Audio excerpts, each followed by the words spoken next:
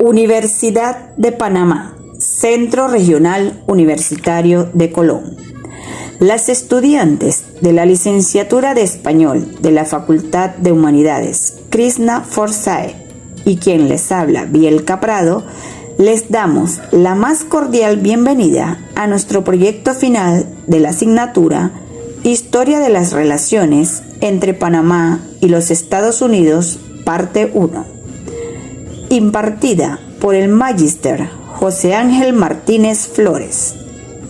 Los temas que trataremos en este proyecto serán los siguientes: el expansionismo norteamericano, la doctrina Monroe, el destino manifiesto, la política del gran garrote y la del buen vecino, la fiebre del oro en California y el ferrocarril de Panamá, rivalidades anglosajonas por el control de la América Central, la construcción del canal francés y estadounidense, la historia del general Victoriano Lorenzo, la separación de Panamá de Colombia y, para finalizar, la verdadera historia de la separación.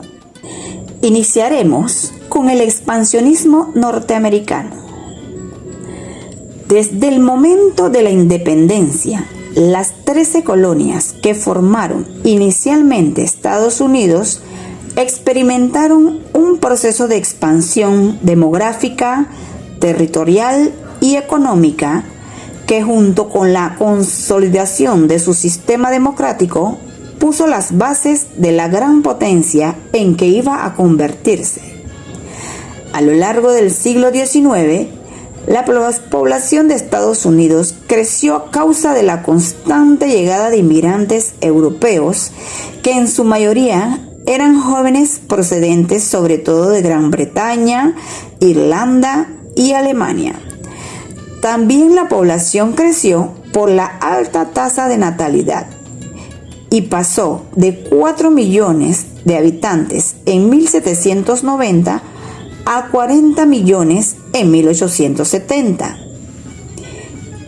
Por consiguiente, los Estados Unidos experimentaron un fuerte crecimiento económico, sobre todo a partir de la década de 1830.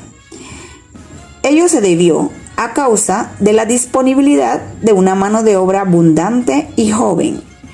También por el desarrollo de las innovaciones técnicas, especialmente en la industria textil y en la navegación a vapor, y a la temprana aplicación de los métodos de división del trabajo y producción en la cadena en las fábricas. El presidente James Monroe justificó la expansión en el continente frente a la presencia de las potencias europeas con la llamada doctrina Monroe, resumida en la fórmula América para los americanos. Esta expansión se efectuó mediante la compra, mediante la anexión y la guerra. En 1803 se compró la Luisiana a Francia y en 1819 la Florida a España, mientras que el Alaska fue comprada a los rusos en 1867. Texas fue incorporada en 1845, mientras que California y Nuevo México fueron cedidos por México en 1848 tras la derrota en la guerra. Es para el año de 1783 que se firma el primer acuerdo, el Tratado de París, que es firmado entre la joven república y el Imperio Británico. Este tratado, además de ser de paz, estableció los límites de los Estados Unidos de Norteamérica, fijando los grandes lagos como el límite norte, el paralelo 31 como límite sur y el río Mississippi como lindero oeste. Inicialmente, las 13 colonias no llegaban hasta el río Mississippi. Ese territorio estaba habitado por indígenas. En realidad, esta es la primera expansión territorial que lleva a cabo el país del norte. Luego, con el Tratado de San Ildefonso, que se da la compra de Luisiana, Francia y España se hacen aliados de guerra contra las fuerzas expansionistas británicas. Parte del tratado acordaba la cesión de las tierras de Luisiana a España. Estas tierras estuvieron en manos españoles hasta que con el creciente imperio que Napoleón estaba forjando fueron de interés para este. Por su parte, España sentía la presión de Estados Unidos, por lo que le sentaba bien ceder Luisiana a Francia y así poner una barrera militar entre ellos. Otro de los territorios conquistados fue el de Nootka en Oregon. Este territorio era reclamado por Gran Bretaña, Francia, Rusia y España. Rusia y Francia renunciaron a sus pretensiones y España en 1790, con el Tratado de Nootka, cedió a Gran Bretaña la ocupación de estas tierras, sin estar claro en el Tratado de Adams-Onís, además de ratificar Florida como tierra estadounidense. Declara Oregón como cedida a Estados Unidos de Norteamérica, Gran Bretaña y Estados Unidos. Tendrán ocupación compartida hasta 1846, cuando se acuerda su división, y al norte del territorio actual de Canadá se establece de dominio británico con el nombre de Columbia Británica. El vecino del sur mantiene Oregón y Washington, producto de este acuerdo, conocido como el Tratado de Oregón. En conclusión, podemos constatar que todos estos actos de colonización y estas múltiples compras realizadas por parte de los Estados Unidos, junto con las anexiones que se logran, fueron el producto del deseo de poder por parte de los norteamericanos. Ahora hablaremos de la doctrina Monroe. Para la segunda mitad del siglo XIX, el continente americano se encontraba en plena efervescencia revolucionaria, pero la posibilidad que ofrecía el continente de brindar materias primas y de convertirse en un excelente mercado para los productos manufacturados de los países industrializados hizo de la región un lugar codiciado por las grandes potencias de la época, por lo que el gobierno de los Estados Unidos dio a conocer la Declaración de Monroe el 2 de diciembre de 1823 ante el Congreso de ese país. La doctrina Monroe se basó en 3 principios. El primero, el principio de la no colonización, que nos dice que por la condición libre e independiente que han asumido y mantienen los países que lograron su independencia, no deben ser considerados en adelante como sujetos a futuras colonizaciones por ninguna de las potencias europeas. Otro de los principios es el principio de las 2 esferas de influencia, que nos hace referencia a la separación del Nuevo Mundo con respecto a Europa. Y el tercero es el de la no intervención, en donde el presidente norteamericano Monroe nos da un mensaje claro, que su gobierno no podía ver con indiferencia la intervención de cualquier potencia europea en este hemisferio para negarle la libertad a los pueblos que con tanto sacrificio la habían obtenido. Cada uno de estos principios tiene un origen y un propósito específicos. En estos postulados, Monroe buscaba salvaguardar los intereses de los Estados Unidos en el Nuevo Mundo. La doctrina Monroe se basa en la frase América para los americanos. Es esta la idea donde se fundamenta el expansionismo más la idea del destino manifiesto, que será estandarte de los colonos protestantes nuevos americanos. Bien, ahora hablemos del destino manifiesto.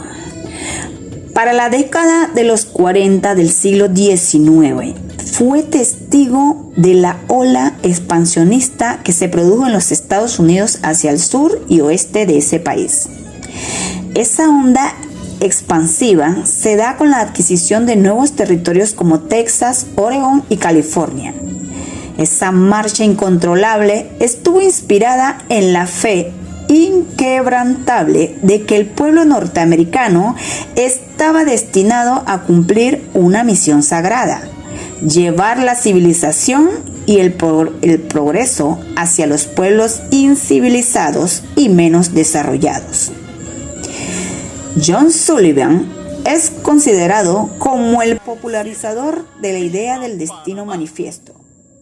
El periodista decía que Norteamérica estaba destinada a ser la gran nación del futuro porque el principio en el cual la nación se había organizado y fijaba su destino y su igualdad era perfecta y universal, por lo que los Estados Unidos estaban llamados a ser la gran nación del progreso. Las ideas de este periodista y escritor calaron en la conciencia de muchos norteamericanos, quienes estaban convencidos de que la raza anglosajona era superior y que la misma estaba destinada a expandir las fronteras de su civilización a otros pueblos. Los Estados Unidos no solo anexó los territorios de Oregon, Texas, California y parte del territorio mexicano, sino que también el espíritu del destino manifiesto fue llevado más allá de las fronteras mexicanas, llegando hasta Centroamérica y el Caribe. En diciembre de 1846, los Estados Unidos firmó un tratado con la Nueva Granada, conocido como Mayarino-Bidlack.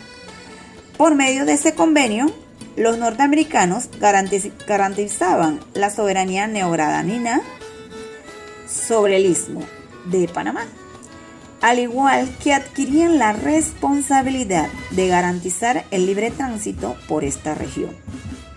Y es para mí, a finales ya del siglo XIX, que los Estados Unidos se había constituido en una gran potencia y por medio de la guerra anglo-hispana derrotó a España, le quitó las islas de Puerto Rico, Hawái, Guam y Filipinas. También obtuvo el control de la isla de Cuba mediante la enmienda Platt. En Panamá, por medio del Tratado Jaibuno-Varila de 1903, obtuvo el derecho de culminar los trabajos del canal y una zona de 10 millas de ancho, en donde establecieron una colonia y la llenaron de bases militares de carácter defensivo y ofensivo para ofensa de la dignidad nacional de muchos panameños. La política del gran garrote y la del buen vecino. En 1901, el presidente de Estados Unidos, Theodore Roosevelt, inició una época de las relaciones diplomáticas e internacionales de Estados Unidos que se conoció como la política del gran garrote o The Big Stick.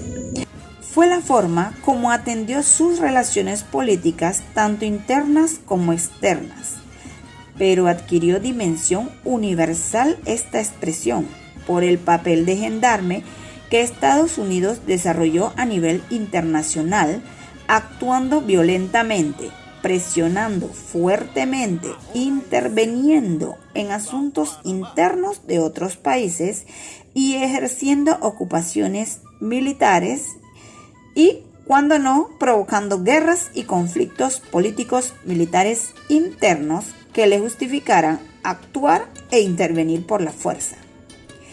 En América Latina, esta frase fue más que una expresión verbal, mientras que en el Caribe fue de aplicación constante, derrocando gobiernos, imponiendo gobernantes, interviniendo países, ocupando militarmente países y justificando tales intervenciones en las amenazas que sufrían empresas norteamericanas o los llamados intereses norteamericanos, o hasta para justificarse el pago de deudas a Estados Unidos, con lo cual sus intervenciones le ofrecían la posibilidad de controlar aduanas, como sucedió para garantizarse el pago de deudas. La política del gran garrote, que se dio en el desarrollo de la época del imperialismo a escala mundial a inicios del siglo XX, fue también la justificación por parte de Estados Unidos de la intervención directa en asuntos internos de los países que considerara que deberían intervenir. El gran garrote era la etapa final de su política de presión cuando se intervenía militarmente. En cierta forma, fue la política del gran garrote continuidad de la política que derivó del presidente Monroe a principios del siglo XIX, cuando declaró América para los americanos, previniendo posibles intervenciones europeas en el continente, lo que se popularizó como América para los estadounidenses o norteamericanos. La política del buen vecino de Roosevelt fue así un rechazo a la interpretación imperialista de la doctrina Monroe por parte del presidente Roosevelt, quien rechazó la acción unilateral y la intervención en los asuntos de los estados nacionales soberanos del hemisferio occidental. En cambio, puso un acento en la seguridad mutua contra los agresores y el fomento del desarrollo económico para elevar los niveles de vida. La intención de Roosevelt era hacer de esta política, que al principio aplicó en el hemisferio occidental, la base de la política exterior estadounidense en todo el orbe luego de la Segunda Guerra Mundial. En septiembre de 1943, le dijo al Congreso de los Estados Unidos: la política del buen vecino ha tenido tal éxito en el hemisferio de las Américas que su extensión al mundo entero parece ser el siguiente paso lógico. La fiebre del oro en California. La fiebre del oro de California fue un fenómeno social ocurrido en Estados Unidos entre 1848 y 1855, caracterizado por la gran cantidad de inmigrantes que llegaron a las cercanías de San Francisco en busca de dicho metal. Este fenómeno comenzó cuando se descubrió oro en Suttermese, cerca del pueblo de Coloma. Cuando la noticia del descubrimiento se esparció, alrededor de 300,000 personas emigraron a California desde el resto de los Estados Unidos y de otros países. Los efectos de esta migración repentina fueron espectaculares. Antes de la fiebre del oro, San Francisco era una aldea diminuta, y con la fiebre la aldea llegó a ser una gran ciudad.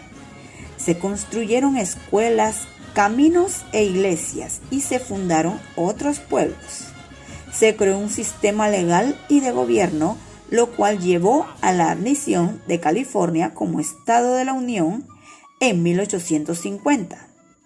Los nuevos medios de transporte, como el barco de vapor, entraron en servicio en el estado y se tendieron líneas de ferrocarril. También se inició el negocio de la agricultura, el segundo rubro de mayor crecimiento en California. La fiebre del oro también tuvo otros efectos. Los aborígenes de la región fueron atacados y expulsados de sus tierras tradicionales. Importante fue también el impacto ambiental que la minería produjo. Para el inicio de 1849, la noticia de la fiebre de oro ya se había esparcido por todo el mundo y una gran cantidad abrumadora de buscadores de oros y mercaderes comenzaron a llegar desde todos los continentes. Se calcula que en 1849 llegaron a California alrededor de 90,000 personas, aproximadamente la mitad de ellas por mar y la otra mitad por tierra. Esta cifra incluye entre 30 y 40,000 extranjeros.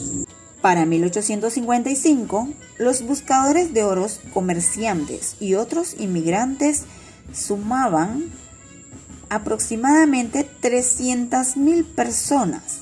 El mayor grupo de inmigrantes seguía siendo los estadounidenses, pero había miles de chinos, franceses, mexicanos y otros latinoamericanos, seguidos de pequeños grupos de españoles y filipinos.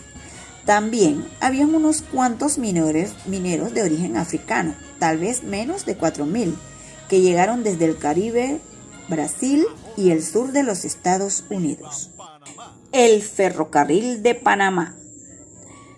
Desde que los españoles arribaron al istmo por primera vez en 1501, Panamá siempre ha sido una ruta natural para el tránsito de mercancías y personas que disponen cruzar de un océano a otro. Ya desde los años 1520, la corona española consideraba la posibilidad de construir un canal a través del istmo, pero la idea fue posteriormente abandonada. En el siglo XIX, Los Estados Unidos también vislumbró la oportunidad de unir los dos océanos, pero a través de un ferrocarril en vez de un canal. En 1832, el Congreso de los Estados Unidos envió al coronel Charles Biddle a Panamá a negociar una concesión para la construcción de una vía férrea. También inspeccionó el país para determinar la mejor ruta. Biddle murió poco después, pero el interés en el proyecto continuó. Para el 10 de mayo de 1847, la llamada Compañía de Panamá firmó un contrato con el gobierno de la Nueva Granada para construir un ferrocarril por el Istmo de Panamá en 6 u 8 años. Sin embargo, la mencionada compañía no pudo cumplir con el contrato y el 8 de junio de 1848 el Congreso colombiano declaró el contrato nulo. Entonces, el 28 de diciembre de 1848, el gobierno de la Nueva Granada concedió el contrato del ferrocarril a un consorcio norteamericano formado por los empresarios William Henry Aspinwall, Henry Chaucer y John Stephen. Por ese acuerdo, la nueva compañía obtuvo el derecho exclusivo para construir y operar un ferrocarril, una carretera o canal a través del Istmo de Panamá. La construcción del ferrocarril transísmico trajo problemas iniciales para los constructores de la obra. La demanda de boteros, muleros y porteadores hacía imposible a los contratistas del ferrocarril emplear obreros de la región. Debido a la falta de trabajadores, los salarios subieron, al igual que el precio de los materiales de construcción. La empresa tuvo la necesidad de reclutar trabajadores de Nueva Granada, Jamaica, Inglaterra, Irlanda, Francia, Alemania, Austria, India y China. Pero en la mayoría de los casos, los mismos no se adaptaron al trabajo ni a las inclemencias del trópico. De todos los obreros, los jamaiquinos fueron los que mejor se adaptaron. Al terminar los trabajos del ferrocarril, quedó expedito el camino hacia el oeste de los Estados Unidos y la culminación de los trabajos del ferrocarril abrió una nueva etapa en la economía y en la historia del Istmo. La travesía, que duraba entre 3 y 4 días, se reduce a 4 horas. Entre 1855 y 1867, el promedio de pasajero era de 33.000 personas al año. Las tarifas eran altísimas y también las ganancias. Si su costo fue de casi 8 millones, sus ingresos rápidamente superaron la cifra invertida. Cuando en 1855 se terminó de construir el ferrocarril, ya la empresa había ganado más de $1 millón. Rivalidades anglosajonas por el control de la América Central. Entre Inglaterra y Estados Unidos se van a establecer rivalidades para el control del comercio en Centroamérica. La necesidad de comerciar hace que Inglaterra ocupe algunas islas de las Antillas y tierras en la parte continental de América. Desde el siglo XVII, los ingleses lograron dominar algunas tierras de la región centroamericana, como Honduras británicas, Belice y las costas Mosquitos, que se extendía desde el Cabo Gracias a Dios en el sur de Honduras hasta Nicaragua. Inglaterra estableció un protectorado sobre los indios mosquitos y los mantuvo hasta mediados del siglo XIX. Planeaban construir un canal en América Central, desde el Caribe hasta el Pacífico, en una zona de posible comunicación interoceánica por el río San Juan.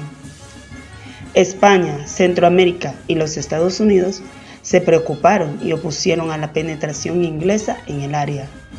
La continua presencia expansionista inglesa en la región centroamericana alerta a los Estados Unidos y a Nueva Granada.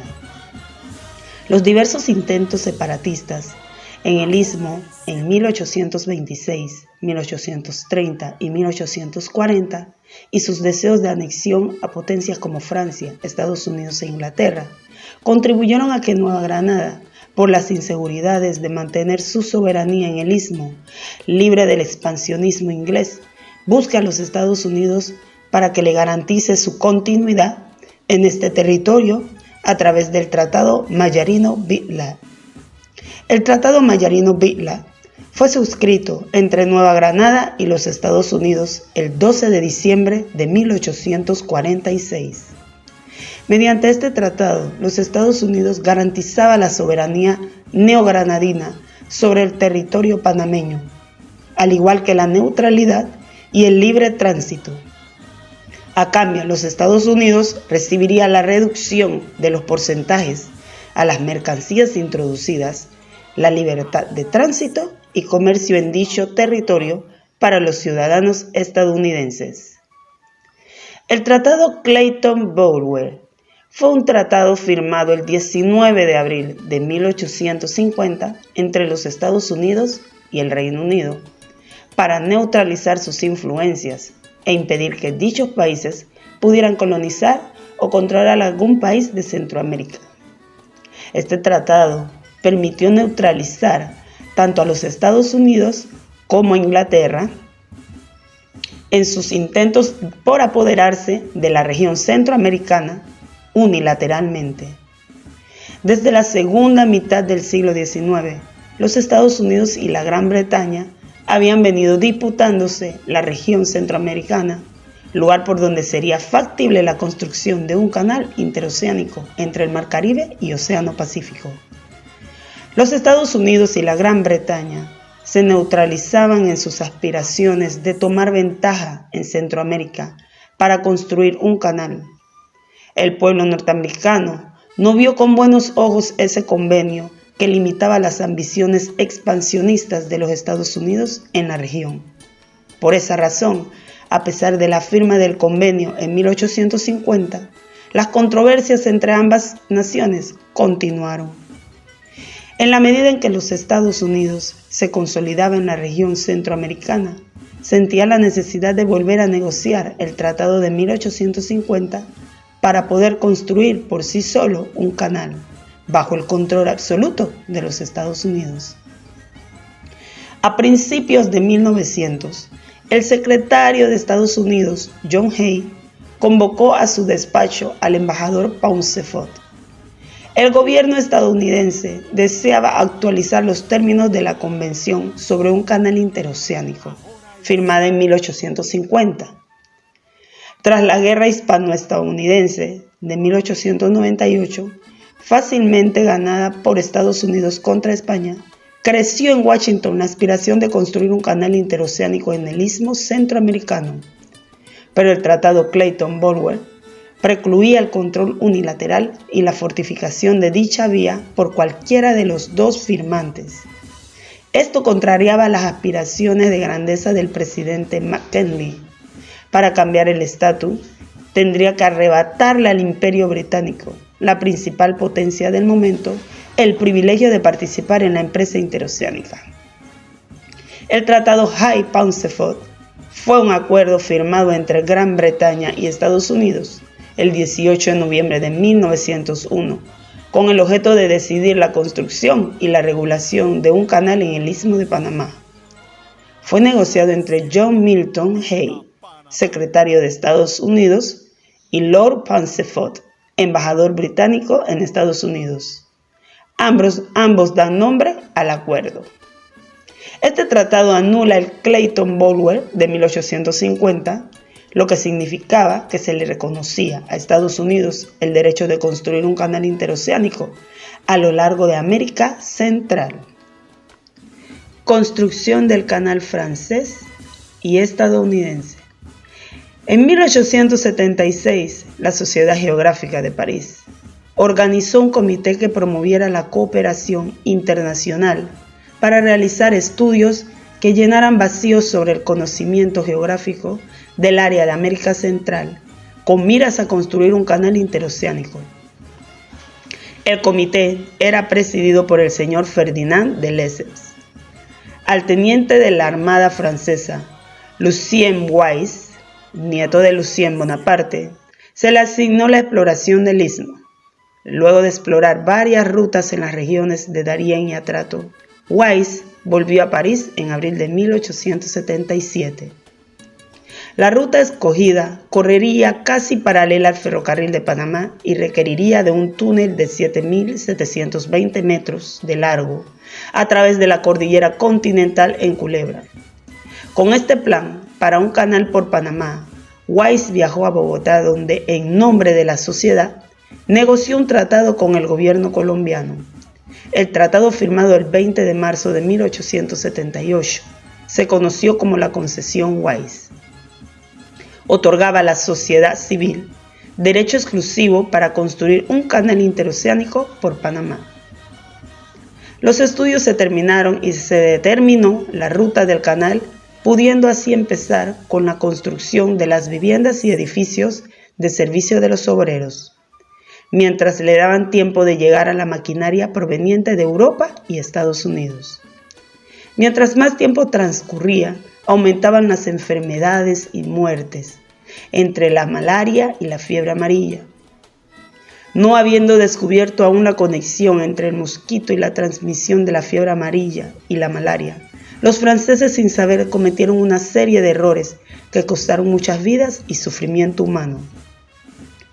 El 31 de diciembre de 1882, Herzen y compañía decidieron retirarse del proyecto, dando lugar al nombramiento de Jules Dingler como el nuevo director general, llegando a Colón junto a su familia el 1 de marzo de 1883. Dingler se concentró en restablecer el orden. Así, para ese año, los trabajos avanzaban a todo vapor. Pero en 1884, la hija de Dingler, el prometido de la hija y el hijo fallecen de fiebre amarilla. Sin embargo, él perseveró y mantuvo el ritmo de los trabajos. Pero nuevamente la tragedia toca a su familia y la esposa de Dingler muere también de fiebre amarilla.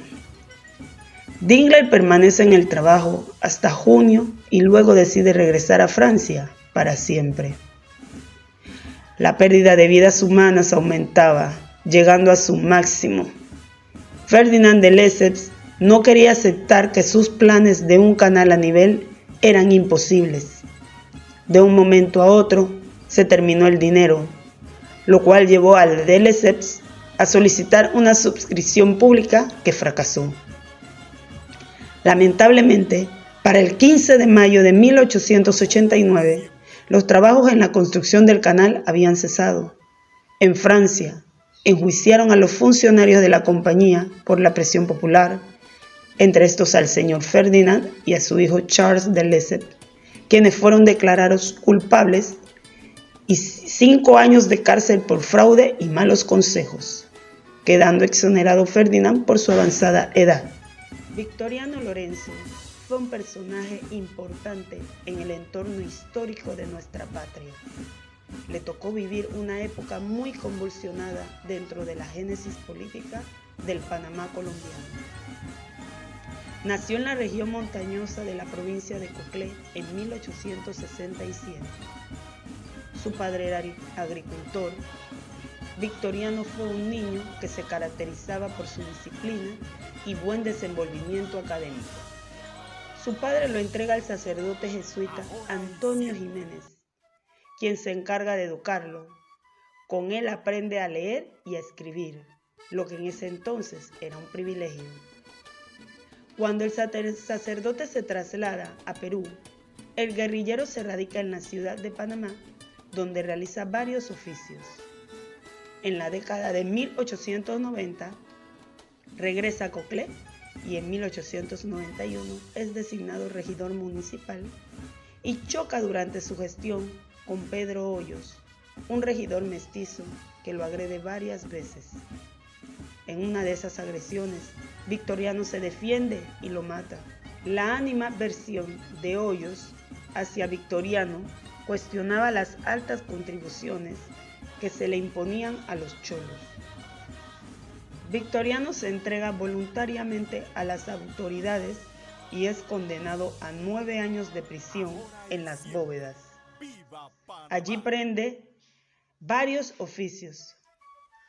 Cuando es liberado en 1899, estalla la Guerra de los 1000 días y se involucra en ella, porque su padre tenía relación con Belisario Porras y se le solicita su colaboración para desembarcar un cargamento de armas en Chame, y de esta manera toma partido por el bando liberal.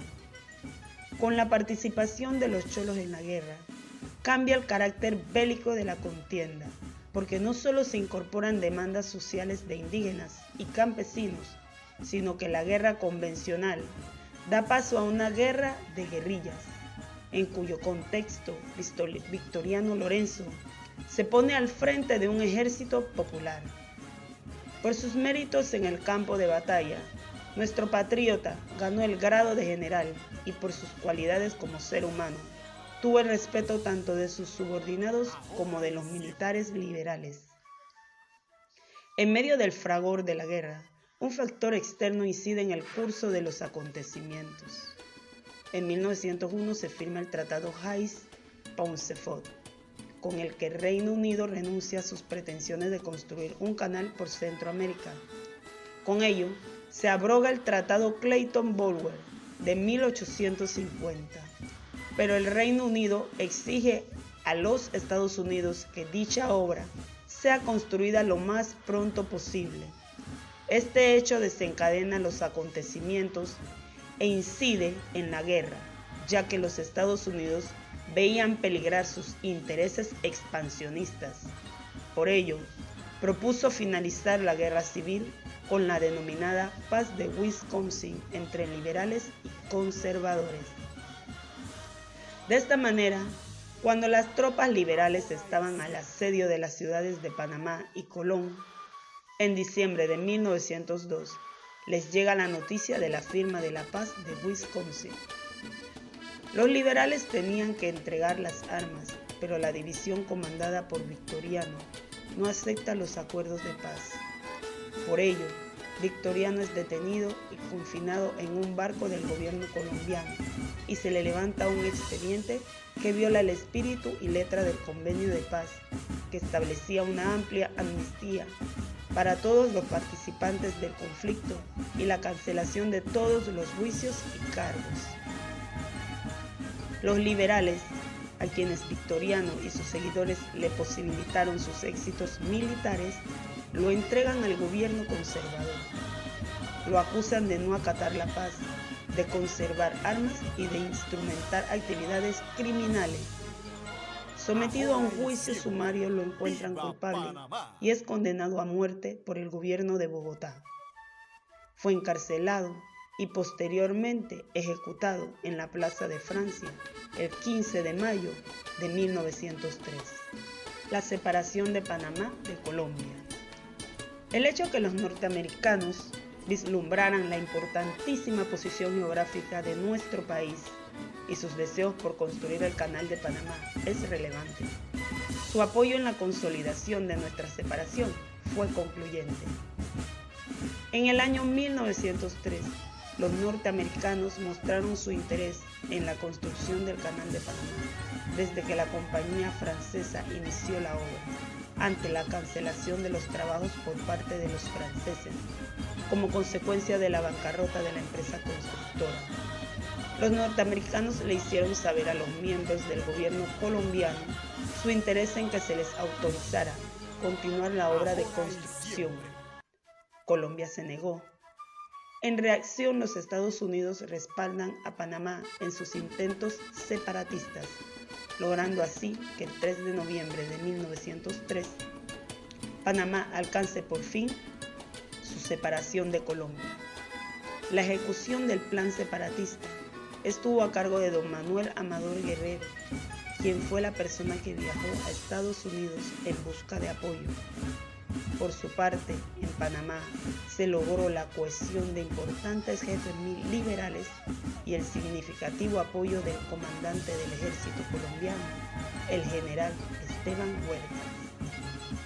Con toda la logística establecida, se concretó el plan separatista a fin de lograrlo un día no definido del mes de noviembre de 1903. Los rumores y los informes que indicaban que algo se estaba forjando en Panamá dio lugar a que Colombia movilizara el batallón de tiradores desde Barranquilla. El comandante a cargo de este batallón tenía instrucciones precisas para reemplazar a José Domingo de Valdía y al general Esteban Huertas, debido a la pérdida de confianza de ambos en Bogotá. La Junta Revolucionaria declaró el 3 de noviembre, en horas de la tarde, la independencia del Istmo.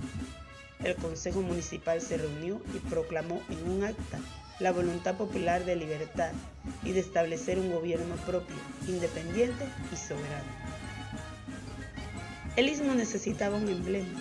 Es así como don Manuel Encarnación Amador diseña nuestra bandera nacional y es confeccionada por doña María de la Osa de Amador. Los colores se escogieron representando los partidos políticos de la época. El rojo es alusivo al Partido Liberal y el azul al Partido Conservador. El blanco es la paz entre ambos. Las estrellas simbolizan la fuerza y la autoridad inherente al desarrollo del país. Sin embargo, antes de esto, Felipe Bunó Varila, en Estados Unidos, le presenta un modelo de bandera para el Istmo a Manuel Amador Guerrero. A este no le fue de su total agrado y lo presenta ante algunos miembros de la Junta Revolucionaria, quienes lo rechazan definitivamente. El 5 de noviembre es de singular importancia en virtud que todo estaba aparentemente consolidado, y es que mientras el día 3 de noviembre en Panamá, los hermanos Domingo y Pedro Díaz realizan una concurrida manifestación saliendo del Parque de Santa Ana hasta Catedral, llegando al Palacio Municipal, en el cual se llevaba a cabo una reunión presidida por Demetrio Brí, en la cual se proclama oficialmente la separación. El 4 de noviembre se realiza un cabildo abierto, donde centenares de panameños firman un manifiesto de apoyo a la decisión edilicia. Aparentemente todo se estaba desarrollando bien y la separación era un hecho, pero no era así. El 3 de noviembre en la bahía de Colón desembarcaban los barcos colombianos Cartagena y Alexander Víctor y el norteamericano Nashville. Los 500 hombres que permanecían en Colón bajo las órdenes del coronel Torres no aceptaban de ninguna manera ser movilizados. El coronel, airado y vociferante, amenazaba con matar a todo panameño, norteamericano o extranjero que se opusiera a su avance. Es así como se da inicio al diálogo entre los miembros de la Junta Revolucionaria de Colón, el alcalde Eleazar Guerrero y otras autoridades locales, con la finalidad de persuadir a los colombianos de que abandonaran Panamá. El objetivo se logró con un convincente razonamiento de orden económico, $8,000, que terminó por apaciguar al coronel Torres, partiendo el barco Orinoco hacia Colombia con todos los soldados. Concluidos estos hechos, don Juan Antonio Enríquez, miembro de la Junta Revolucionaria de Colón, remite un telegrama a Panamá que su letra decía: solo ahora, 7:30 p.m., puede decirse que la independencia de Panamá está asegurada. De este último texto se desprende la importancia de los colonenses en la obtención de nuestra independencia de 1903. Todos los panameños debemos reconocer sus méritos, pues gracias a su valentía y decisión la misma se concretó. La verdadera historia de la separación. Según un ensayo del señor Olmedo Beluche, los actores principales de este drama son el expansionismo imperialista de Estados Unidos, expresado en su carismático presidente Theodore Roosevelt, la quebrada Compañía Nueva del Canal, de capitales franceses, representada por Philippe Bunó Varila. En el centro de los hechos, el prominente abogado neoyorquino William Cromwell, verdadero cerebro de la separación y representante legal tanto de la Compañía Nueva del Canal como de la Compañía del Ferrocarril de Panamá. Los agentes norteamericanos y panameños de la Compañía del Ferrocarril, como José Arango y Manuel Amador Guerrero. Y por supuesto, el venal e inepto gobierno colombiano del vicepresidente marroquín. Con el Tratado Hay-Pauncefote en 1901, por el cual se reconocía la preeminencia norteamericana en la posible construcción de un canal por el istmo centroamericano. El canal era una necesidad lógica del desarrollo capitalista norteamericano, ya que era la única forma de integrar y comunicar sus costas atlántica y pacífica. En principio, la ruta privilegiada por Washington para construir este canal no era Panamá, sino Nicaragua, siendo el cauce del río San Juan hasta sus grandes lagos. Aquella parecía más factible y menos costosa, en especial si ya estaba el precedente del fracaso francés en la construcción del canal por Panamá. Mediante el convenio Salgar-Weiss, una empresa francesa encabezada por el ingeniero Fernando de Lesseps, había iniciado la excavación del canal en 1880. Esta primera empresa fracasaría ante las enormes dificultades tecnológicas hacia 1888. Dando paso a un nuevo intento con la Compañía Nueva en los años 90 del siglo XIX, que también fracasaría. La historia simplista narra que en posteriores debates del Congreso, tanto Bruno Varela como Cromwell mostraron estampillas de correo nicaragüenses en las que se aprecian los volcanes de este país y que los senadores norteamericanos, impresionados por la explosión del volcán Montpellier, que había borrado del mapa la isla de Saint-Pierre, y por una falsa noticia de la erupción del Momotombo, entonces se decidieron por Panamá.